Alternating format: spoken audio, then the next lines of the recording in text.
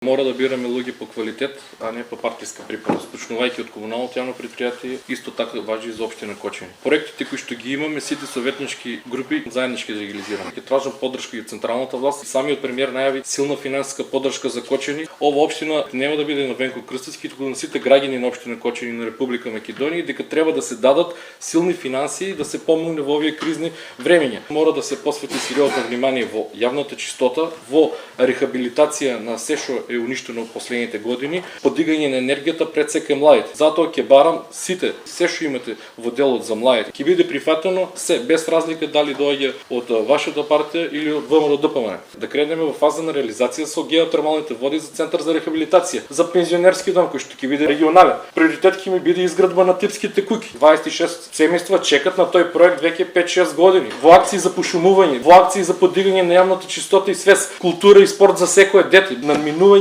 на партиските кусогледи политики, со сите луѓе да разговараме дека вака веќе не бидува. Сите сакаат правила, меѓутоа за жал сакаат за нив лично исклучоци. Овој процес треба да биде неселективен, во секој сегмент имаме потенцијал, мора да ја победиме ова апатија и агонија во која се наоѓаме. Тоа го имаме како генерацијска должност и одговорност за вашите деца и за идните генерации кои што следуваат. Овие 6 месеци се клучни за да се создаде нормален амбиент за да има уопште избори. Доколку не создадеме нормален амбиент, зошто би имало тогаш и избори после 6 месеца?